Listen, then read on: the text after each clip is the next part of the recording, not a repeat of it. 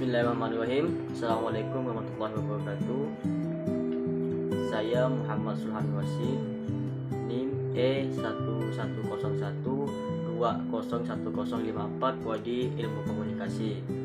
Ingin menjelaskan 25 teori. 1. Teori komunikasi, yaitu Behaviorisme. Teori ini dikembangkan oleh ilmuwan berkebangsaan Amerika, cukup terkenal di kalangan akademisi.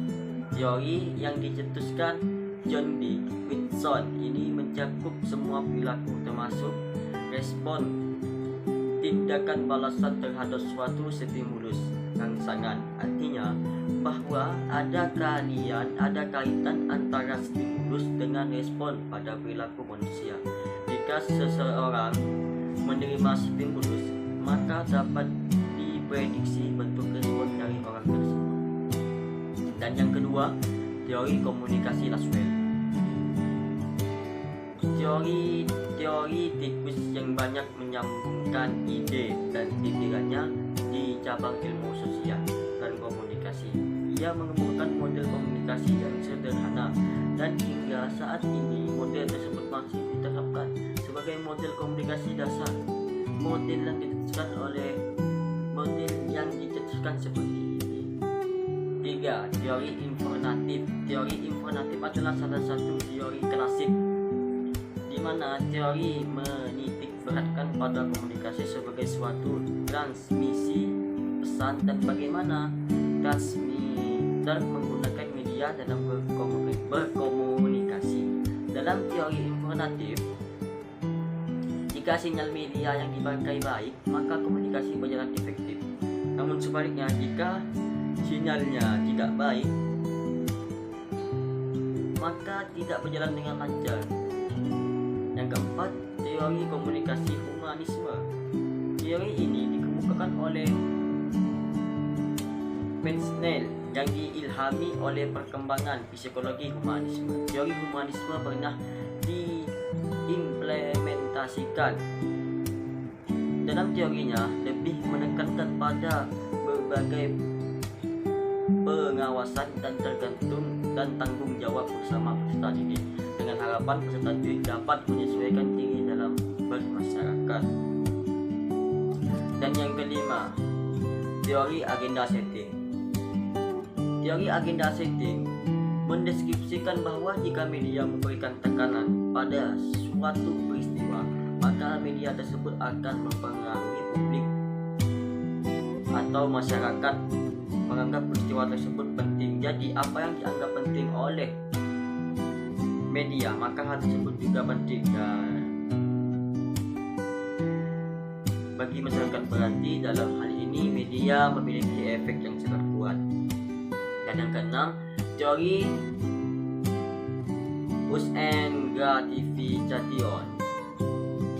Dalam teori ini mereka berpendapat bahwa menggunakan media berperan aktif dalam memilih media yang ingin digunakan, sehingga bisa dikatakan sebagai pihak utama dalam proses komunikasi. Yang ketujuh, teori nativisme.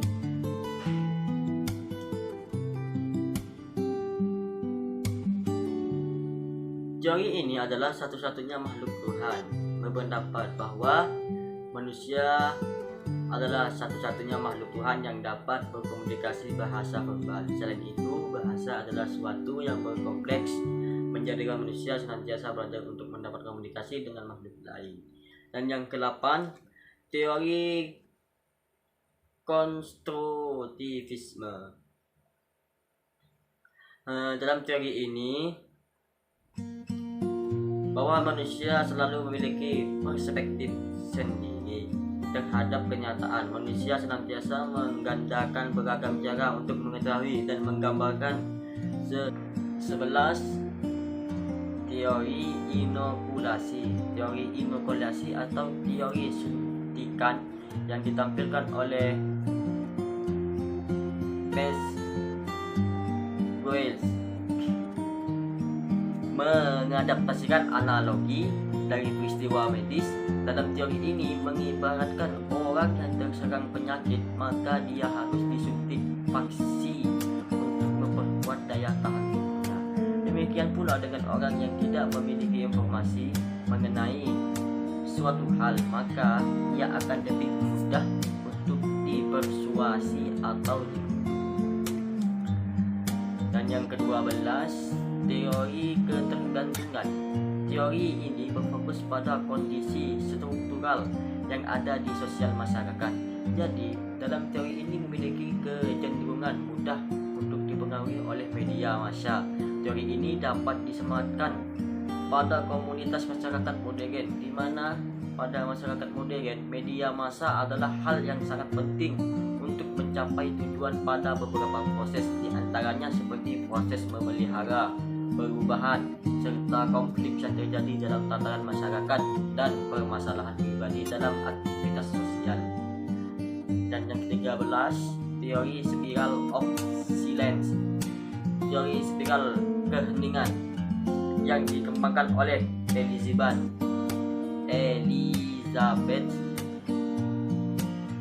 Dodi menjelaskan bahwa teori ini berkaitan dengan bagaimana terbentuknya suatu opini atau pendapat umum dalam masyarakat. Spiral of silence menjelaskan bahwa terbentuknya opini atau pendapat umum dalam masyarakat ditentukan oleh proses saling mempengaruhi antara komunikasi massa, komunikasi antar individu, dan proses masing-masing individu serta hubungan dengan pendapat orang lain dalam suatu masyarakat. Dan yang ke-14, teori kultivasi. Teori kultivasi dalam teori komunikasi yang menjelaskan mengenai efek dari komunikasi massa. Teori ini berpandangan bahwa media massa memiliki efek yang bersifat kumulatif dan lebih berdampak pada tatanan sosial budaya dalam ruang lingkup masyarakat daripada personel individu. Teori ini dikembangkan oleh Jürgen Gardner. Yang ke-15, teori belajar sosial. Teori belajar sosial ini dicetuskan oleh Bandura. Ia menjelaskan bahwa perilaku manusia dalam konteks interaksi tingkah laku terdapat hubungan timbal balik yang berkeseimbangan, yang berkesinambungan. Interaksi terlaksana antara perilaku kognitif dan pengaruh dari lingkungan, pengalaman yang didapat dari observasi terhadap suatu informasi atau pesan yang disampaikan menjadi suatu hal yang penting dalam teori belajar sosial. Teori yang ke-15, teori norma budaya. Teori ini terbentuk pada pengaruh media massa yang kuat mengenai suatu informasi dari media massa dapat mengubah norma yang telah ada lama di dalam masyarakat. Di sisi lain, teori ini dapat memperkuat norma yang telah ada dalam masyarakat. Dan yang ke-17, teori birokrasi. Teori birokrasi dapat diletakkan dalam komunikasi organisasi. Max Weber dalam teorinya ini mengungkapkan bahwa model birokrasi seringkali dimanfaatkan untuk mencapai komunikasi organisasi yang efektif.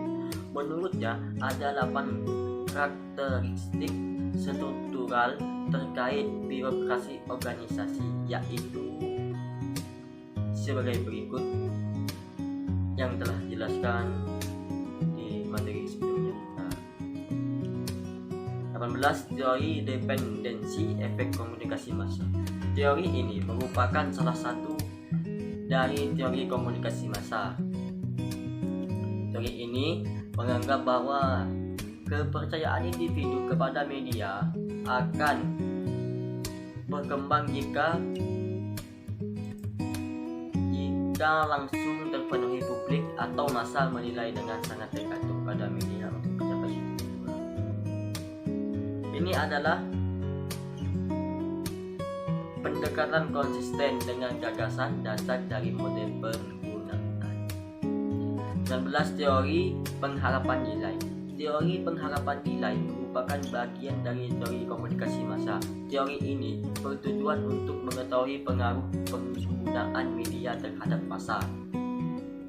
dinilai dari kepentingan penggunaannya. Perilaku seseorang terhadap segmen media dapat ditentukan dari evaluasi dan perspektif mereka terhadap media tersebut. 20. Teori analisis transaksional.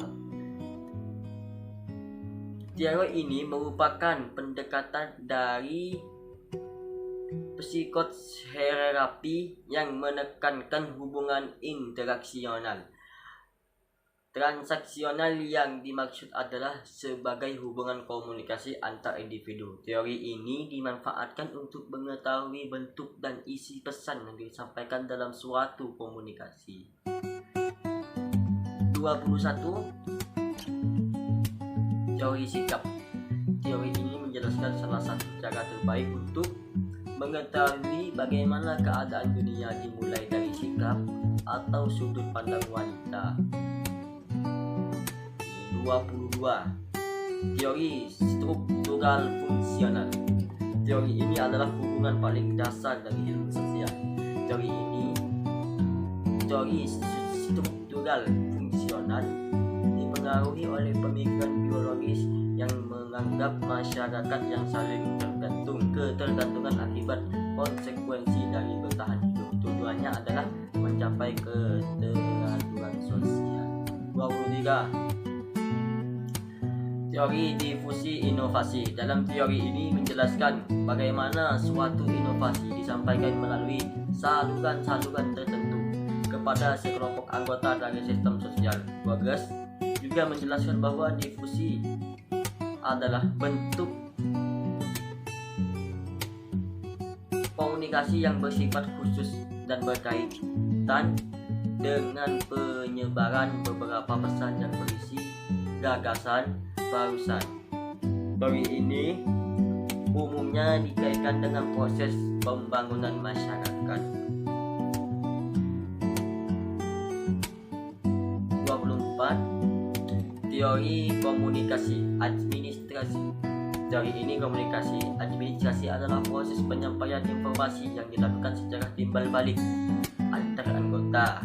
Teori ini bertujuan untuk menumbuhkan rasa saling pengertian untuk mencapai tujuan organisasi secara efektif dan efisien. Penerapan teori ini berfungsi sebagai bentuk menjaga stabilitas informasi agar tercipta penyesuaian sikap yang memadai antar bagian dalam sebuah organisasi. 25, yaitu teori yang terakhir ini, teori komunikasi 2 tahap. Wow, 2 tahap. Berdasarkan penelitian yang dilakukan oleh Paul Lagerfeld, terbentuklah teori komunikasi 2 tahap. Teori ini membahas mengenai dampak media massa yang pertama kali